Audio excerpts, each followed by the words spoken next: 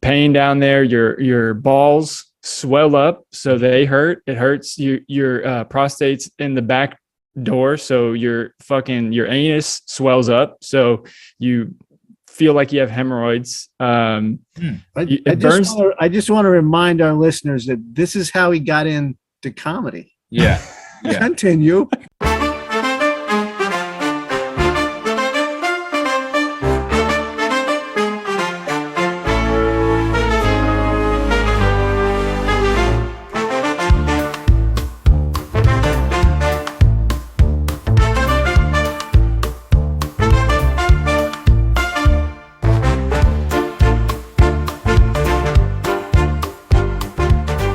Hey, welcome to the Word of God. I am your host, Tony God. That was comedian Devin Pickett in the teaser there.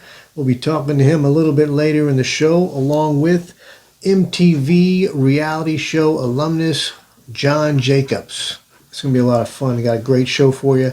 But before we get to any of that, we're almost at 2,000 subscribers for the channel.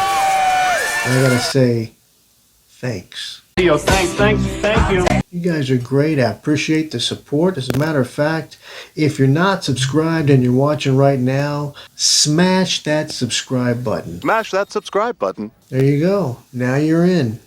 Let me know what you think of the shows, what you think of the guests. I'm going to be adding some segments like reviews, commentary on stories, headline, reactions to entertainment news, that kind of thing. Hey, up next, we're going to be having words with MTV reality show alumnus John Jacobs. You may have seen him in the first season of Are You the One? He was also in a season of The Challenge. We're going to be talking to him about both of those shows. He has some great stories. So he's got some gossip. He's a guy with gossip, and we're going to get it out of him. Also, you don't want to miss his story about being street Jesus and confronting a street preacher.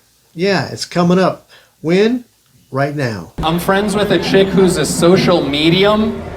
She can talk to deleted Twitter accounts. I look like Jesus came back, but he forgot why. I look like Aquaman grew up in a swamp. That's pretty good. All right, I gotta laugh. We're doing stand-up. It's funny at moments. You just came at the wrong 6 seconds. There we go. Got him on the back. I know. I hope it's not Corona. I mean, I already had that, so I don't think it is. It doesn't feel like it. John Jacobs rolling with the Rona. I know. Yeah, and the fucked up thing. Am I allowed to curse on here? Of course. Yeah. All right. The most messed up part is I can't really lay down. When I lay down, all the pressure goes to my head, so I can only really fall asleep sitting up. Yeah. So I've been like passing out sitting on the couch. It's like if you were a pirate, a drunk pirate. Yeah, it is like that. You can only sleep sitting up. I've been doing that. I'm not even sick, man. I've been laying in my recliner recently because sometimes I get these like anxiety shit going on.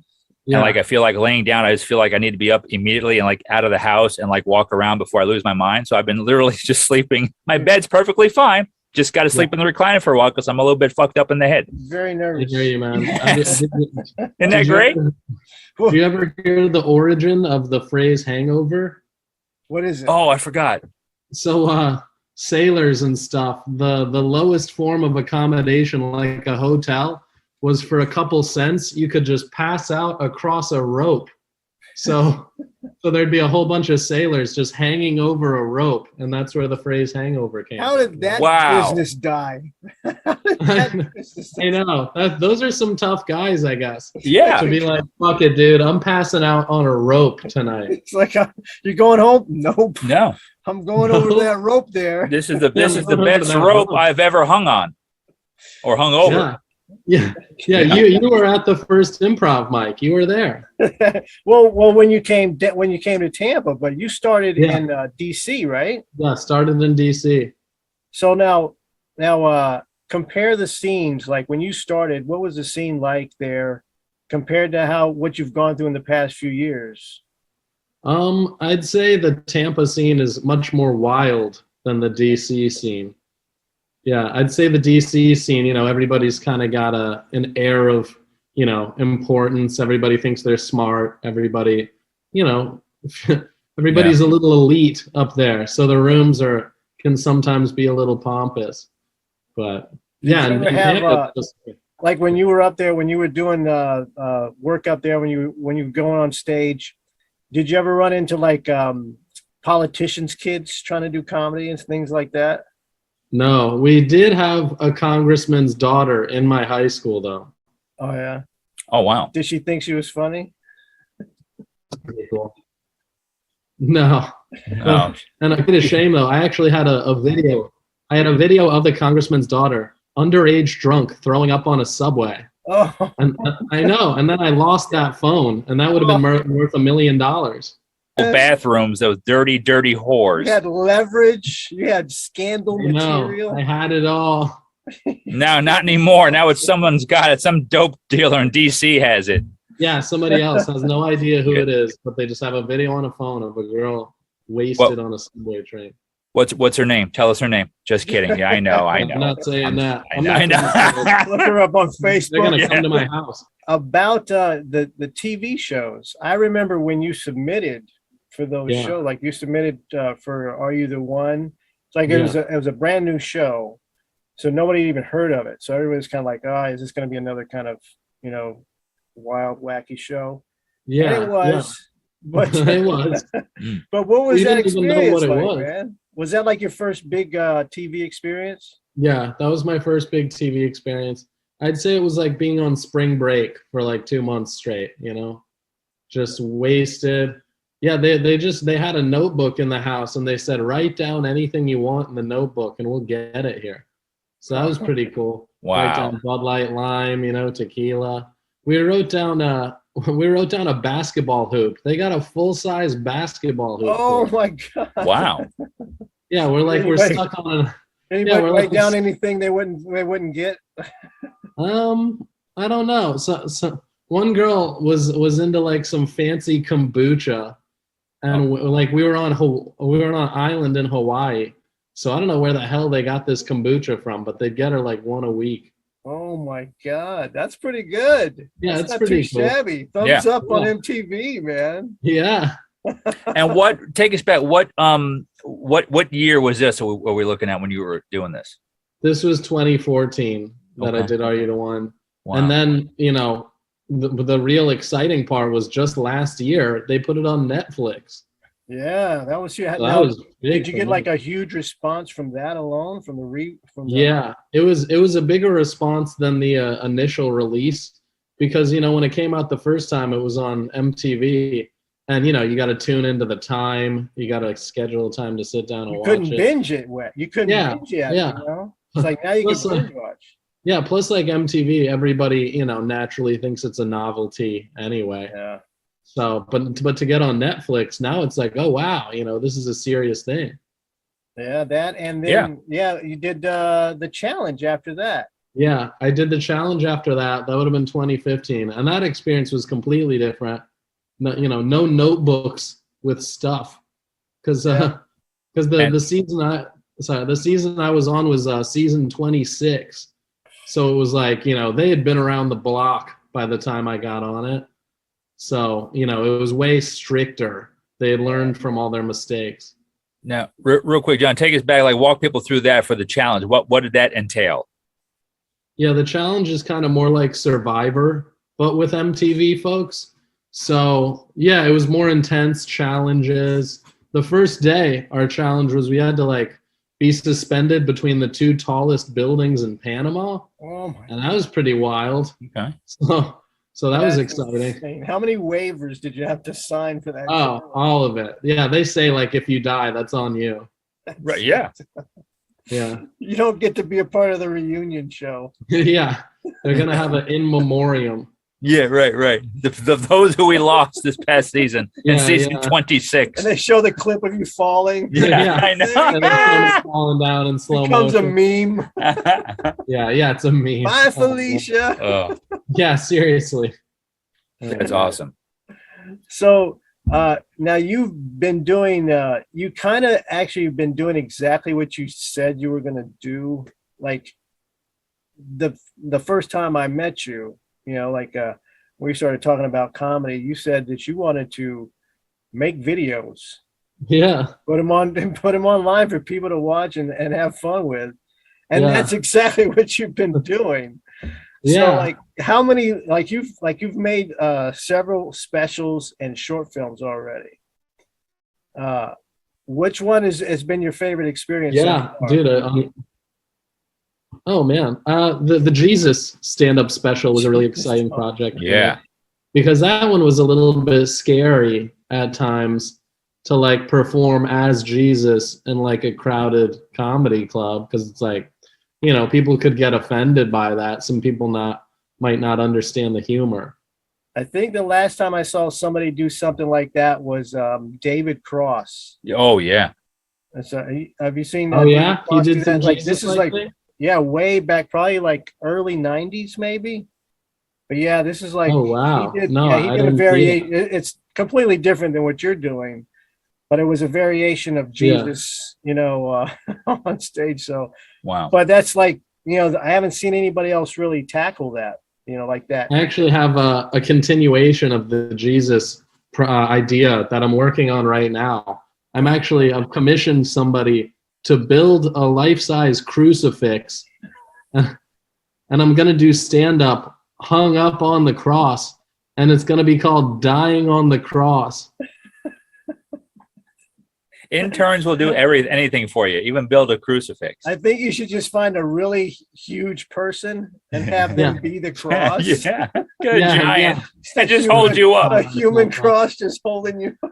Now, before we get to this incredible idea you just had right there, and before the lightning strikes us here in the studio, what gave you this inspiration or idea to do this?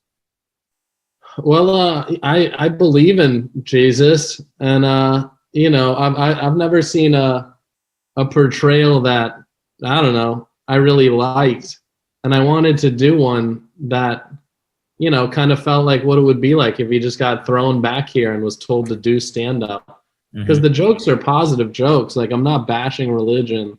I'm not trying to, you know, say mean things about Jesus. It's all like historically accurate jokes, and, you know, lighthearted, fun zingers. So I caught you doing some months ago when I watched you at Snappers Comedy Club in Palm Harbor. I believe you're doing a little bit of that on set. You were doing your own set, but then you did some religious jokes, but they weren't blasphemous at all. I think the reaction is when people react in a negative way, it's more like the cynicism of the world, as opposed to, it's because this is how they're reading it. Right. Yeah. That's how they're taking it. So everything's a trigger word now. Yeah. Some people just hear a concept and they don't even give it a chance. They just write it off immediately. Yeah, exactly. Yeah. But I did stand up as the Marvel character Loki from the back of a moving pickup truck. And that shit was, you know, a rush. And I think at this point, I like pushing the boundaries of stuff that hasn't been done yet. You know, I did stand up in the ocean. You know, I'm halfway in the ocean doing jokes. So it's like, you know, it feels good. Plus, once I started doing the outside stuff, I realized that a lot of people just don't have the nerve to try that. Yeah. You know, it's like you can bash it or, like, you know, think it's a novelty, but it's like, you know, there's no more honest, you know, review of comedy than just some guy walking by you on the street. Yeah. So it's like you really got to try that much harder to, you know. Yeah, it's like you actually affect people as they're just walking by. You know? So it's like a punk comedy act. Yeah, it's a different setting. It's not a comedy club. You have people there, but they're going about their own lives and wondering what you're doing, and then either way, you're getting feedback instantaneously. So, any brushes with the authorities yet, or you kind of wouldn't mind that, or what do you think? The only brush with anyone I had was a street preacher when I was Jesus. Okay, and that was really exciting. They got really mad at me. Tell me you got that on video. Yeah, I got that on video. That's in the special.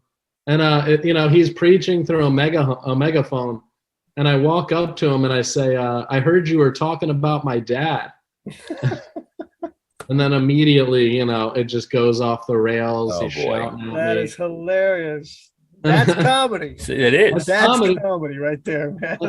And I got him to listen to me at a certain point because I'm like, you guys are just yelling at people. I'm like, you think that's effective? You're like messing people's days up. So, they understood that a little bit, but, they still didn't have any respect for what I was doing. Oh, yeah, sure. it is pretty cool that there's so many wrestlers in Tampa. Love it. Yeah. I love that. Yeah, I love that for sure. Yeah, really good cats too. They're all good. The female wrestlers and male wrestlers, they're just good people. Everybody's really good. Yeah. Yeah, I remember back in the day. I mean, this has always been a hot spot from the beginning. Yep. A lot of wrestlers have always trained here, and Hogan was coming out of here, and all that stuff. So it's like crazy. Big time mecca, man. Well, hey, man, before we let you go and die on your deathbed, I know this is it. This is my last public appearance. Well, where can people see Jesus Talks? Is it out? That's on my YouTube. Is it on? Okay. And all these specials and stuff are on my YouTube. I have like 700 videos on YouTube. I'm gonna put a link in the description for please, for John. That'd be cool. He's got a ton of stuff on there. I promise you're gonna be entertained for a while. If you just watch some stuff, you're gonna enjoy it. Well, what's next for you, man? What's coming up? I have these ideas for, the more risky public stand-up things, like the one on the back of the truck. So yeah, I've got some more like stunt comedy ideas that I want to do because again, it's like nobody else has ever done this. So I want to be the guy who like does something with stand-up that other people never tried. Yeah, man. I think you're on your way. So that's awesome. Hell yeah. Brother. Thanks, cool. man. All right, man. I like it. I hope you feel better, brother. Thank you, dude. This is bad. Well, look, if Jesus can do it in 3 days, we expect you to be well by Yeah. the weekend. Exactly. I was gonna say if you croak, you'll just resurrect. It's all good. I feel good about it. I'm actually born and raised from Tampa, Florida. Nice. Oh, well, that explains a lot.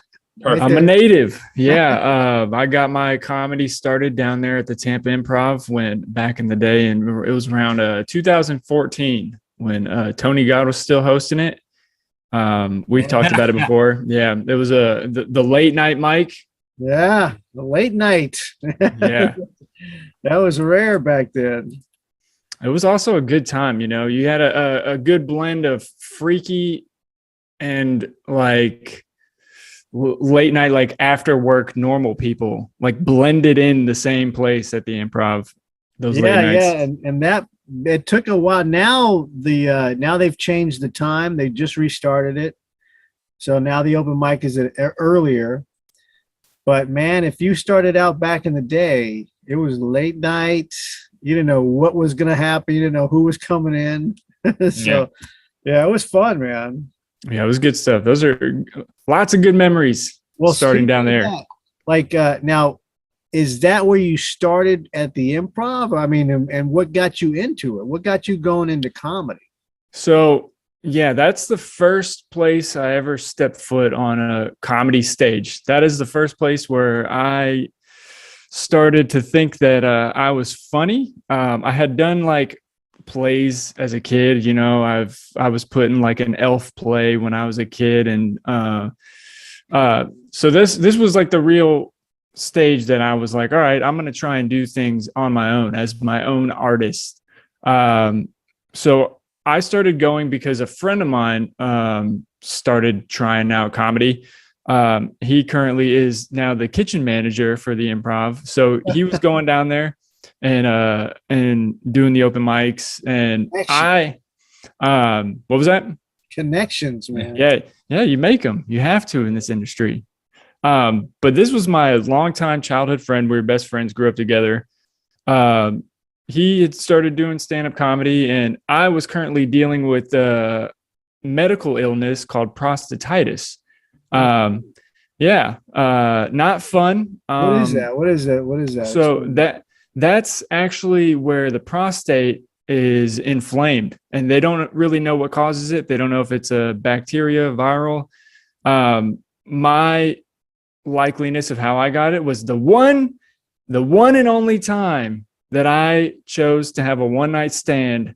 I did not wear protection and after having sex, you actually, I don't know if you know this, you're supposed to pee because that releases bacteria that might have gone up your urethra. Yeah, clean out your system, man. Yeah. Was it gay or straight sex? Very straight. It was with a woman. Non-binary. Non-binary. She was a woman at that point. She could be off in another. Yeah, not anymore. Now was this dude? Did you go back door? Is that what it was? No, it was just regular vaginal sex. I just had no protection on. Didn't pee afterwards. We just went straight to sleep, and then within days later, I started to feel pain down there. Your balls swell up, so they hurt. It hurts your prostate's in the back door, so your anus swells up, so you feel like you have hemorrhoids. I just want to remind our listeners that this is how he got into comedy. Yeah. Continue. Banging some. So everything. Tell us about your prostate. Yes. So at this point, I'm only like 20 years old, right? You guys are probably 20 years older than me right now. So I was very young. When I started going to see doctors, they were like, "You're the youngest person. Why are you at the urologist? Why are you at the proctologist?" So I got to experience fingers in my butthole very young and not pleasurable. It was not asked for. You're non-binary. Yeah. No, I claim to be a man. I hope the mustache. I have a follow-up. Enough. You claim. My follow-up is why didn't you find fingers in the butthole to be pleasurable? Maybe it was because my prostate was inflamed and it hurt. It just didn't feel good. Sounds hot to me. So once the inflammation goes down, are you going to try that again? Are you going to put fingers in your butthole just to see? They say that that's the male G spot. I have yet to try it, but never say never, right? As long as it's my fiance doing it, that's okay. There you go. if you want to keep it boring, but that's fine. So you've been doing. So you started out. You went over there with a friend. Mm-hmm. And then, So you didn't decide to go up until that night, or did you kind of think about going up before? So this is what happened. So having that prostatitis, I had to stop working and I wasn't going out because everything just hurt. It was really uncomfortable. So I wasn't doing much. And my buddy started doing these open mics. And one day he came over, we smoked some pot, and he was like, "Dude, I'm going to do this open mic. You don't really get out much anymore. Why don't you come down, check it out? You don't have to do anything. Just watch me bomb. And maybe you'll laugh. Maybe you'll think it's a good time." So I said, "All right, why not?" And I went down there and never stopped going back. So it was probably within about a month or two that I was just going to those. I don't remember if they were weekly or if they were like bi-weekly. I don't remember. The Improv was a weekly one, but so I think there were a couple more. There were a few around already, but that one was weekly. So you were there. I remember you were there pretty much every week. Yeah. So then I was going every week, and then just decided, by like the second month or so that I could do it. And one of the first comics I ever spoke to outside of my buddy was Jared Waters, who's now headlining and doing stuff out in New York City. And he was like, he pretty much mentored me to get me up there my first night. Now, what about the acting? It's like I don't know if you stumbled into things or you're kind of targeting this, because I had you were in my little low budget comedy horror thing that we did, which is really I remember. It was very cool. It was a cool little part, and you did your thing. Very creepy. I got to be a little weirdo to the ladies. Yeah, but now, what is this other project you're on now? Now I haven't gotten any updates, but I just submitted the audition last night for a film called Beaver Shark.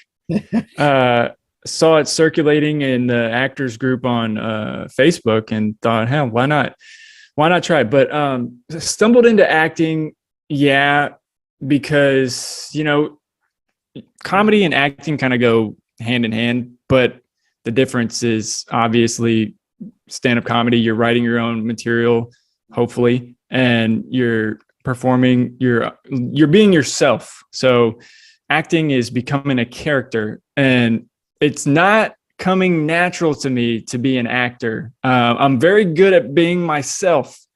Well, that's a good start right there. But my fiance is actually a trained actor, and she went to school in New York City at the National Film Academy.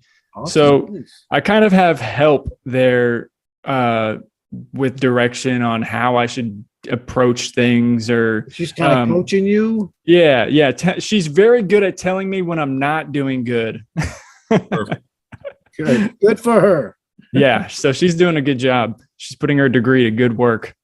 Well, what about now the mustache, that look there? Like, you didn't start off with that look. Now, is this, you're kind of settling in to a particular look, like a persona, or is this, it looks good on you. Thank you. I like it here and there. There are days where I'm kind of like, I don't know what to do with it. It gives a false sense that I look like I'm a lot more manly than I am.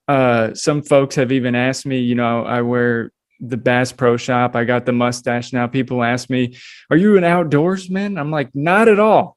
I was in Boy Scouts for a long time before I even got the first badge, like years. Well, the thing is, right there, that look alone, that's part of acting. Like you've created this character. People don't know what to think until you tell them. So, I mean, dude, you're doing it. Yeah. Is this something you're going to pursue more, though? Are you looking at more to audition more and get, are you with an agent, that kind of thing? I've hoped for an agent for a long time, but right now I'm currently independent, doing everything on my own. Actors Access is like one of the best things to use. And I got a buddy of mine who does have an agent. So whenever he gets stuff submitted that he doesn't think he's good for, he'll send it to me and I'll take a look at it and see if I'm good for it. So a lot of it, it's connection, knowing the right people that want to put you up. And hopefully I'll get that commercial that's like $20,000 one day. It's not that far away, man. Believe me. And the beauty of being able to do this stuff from the comfort of your own home, like Tony and me come from the school of back in the day, like I know you're pretty young. How old are you, Devin? I'm 29. I'll be 30 in March. Okay. All right. But years ago, and you probably weren't doing it then. Years ago, we have to go drive to Orlando for auditions, and Florida and Miami or Tampa, and then if you got a call back, you got to drive back again. And that's just for the callback. Yeah, that's just for the audition. And just for the audition. Yeah. And now, out of the comfort of your own home, you could do a couple of auditions in a day or so and just hit send, and you're good. Now, there's more responsibility, like we were talking about. Like, you have to do their own lighting and do all your shots and your files. You got to, and all that crap that they take care of. But there's something cool about knowing you can just get it in your email or on your phone and go, oh, yeah, let me try this right now. I can send this out in 10, 15, 20 minutes. Well, that's got to be an advantage with your fiance. It's like she knows a lot of these things already. She can kind of guide you.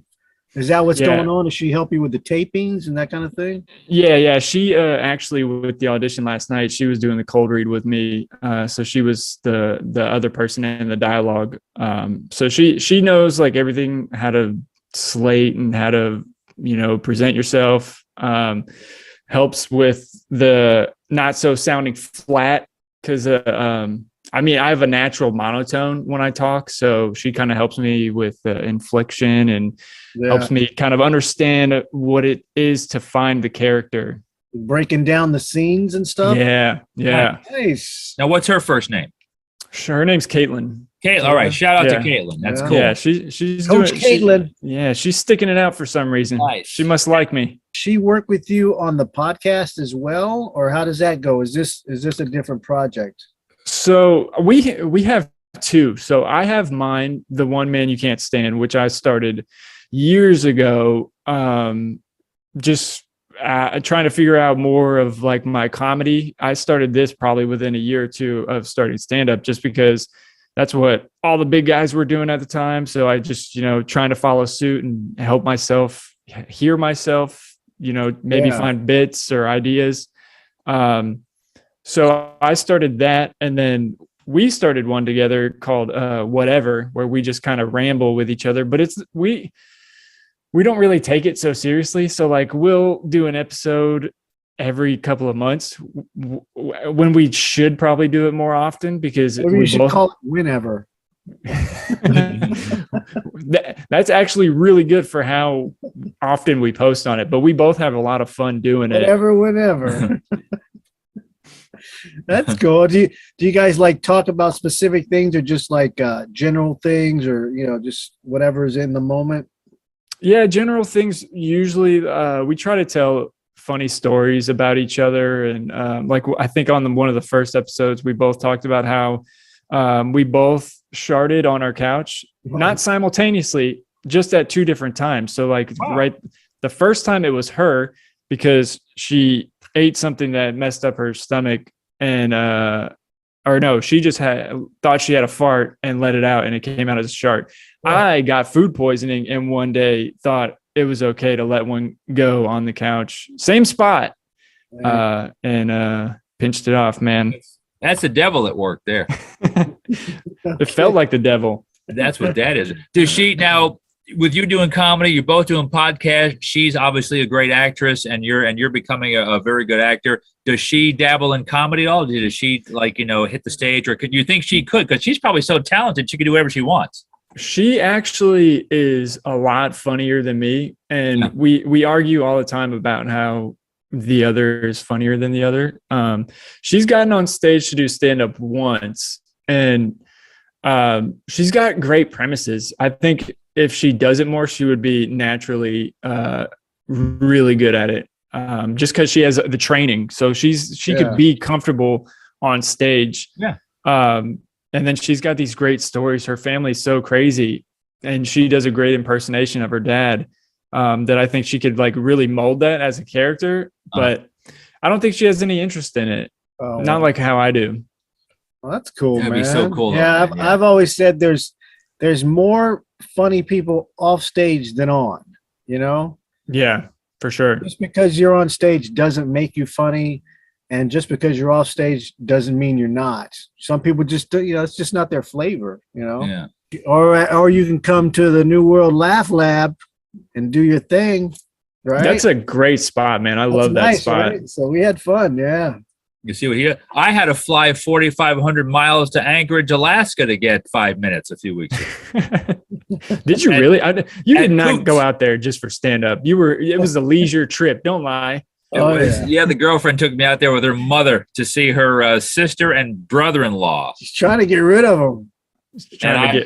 I saw Into the Wild. I saw how that movie ended. I said, that's not going to be me on a bus dying and crapping all over myself. Did it resemble Fargo? Oh, it was even worse. But no, it was a great scene out there. But there were plenty of times when I was living in New York where I paid to perform just to feel what that was like on stage in New York. So, I mean, you don't know when you're a young comic, like that's not a good thing. So now at this point, I would never pay to be on stage, but it's a great experience. Yeah. Got to pay your dues somehow, right? Of course. Yeah. I mean, that's the thing. A lot of people don't realize, they're so in tune with like, I don't want to get screwed. And they don't realize you're going to get screwed. Oh, yeah. Because you don't know yet. And it's like those kind of things. You're like, well, maybe I shouldn't have did this, but I should have done this because otherwise I wouldn't have known. So, if you start out doing that kind of thing, no harm, no foul. It's going to happen. But like you said, you've got experience now, and it's like you're doing shows. Man, it's always love with you. I have to give you a shout out because you are one of the first like professional comics to actually pull me aside, tell me I have a good joke, keep working at it. You have something there. And huge to me. Like, you're not even a big TV star, but you were a paid comic. You work at the Improv. You actually get spots all over. You've worked with Jackie Mason and you've worked with Mitch Hedberg, who was one of my idols when I started. So like, you have this list of criteria that's so important to me. And when you pulled me aside as a young comic and told me I had something, I knew that I was like onto it. I knew I was onto something. I wasn't great. I wasn't probably even good, but I knew I was on the right track. You know what I'm saying?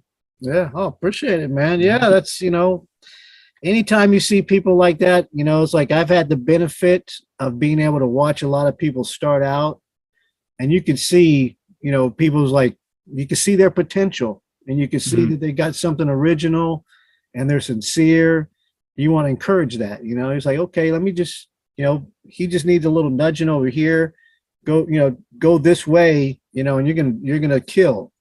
But yeah, I've gotten very lucky to see guys like you, thinking Ron Hortman. Oh, Ron Hortman. Oh, yeah. Yeah, I think I might have been the first person to bring him on stage as well. So that's incredible. Yeah, it's a treat, it's cool. And then I get to watch you guys, and whenever I got shows, bring you back on. You're the Godfather, man. What do you got coming up? You know what? What do you got coming up, man? Besides the one thing we already, the show they're not going to hear about. Right now, I got some stuff in the works. I can't really talk about it yet. All right, cool. Well, you got to come talk to us and tell us. Yeah, I definitely will. Hopefully big things with Snappers Comedy Club. There's some cahoots going on there. So we're figuring stuff out. It's all a process. I try to do my podcast weekly. It comes out weekly, sometimes bi-weekly. Well, what's the name of the podcast again, so listeners can get onto that? That's on Spotify, I believe, right? I got it on Spotify. It's on Apple Podcasts, Google Podcasts, Overcast. I run it from Anchor.fm. They're through Spotify. So you can find it on anywhere. It's called The One Man You Can't Stand. The One Man You Can't Stand. One is subscribe. Another one is like, comment, hit notification. And all of these words will help us grow as a channel. Back to our program.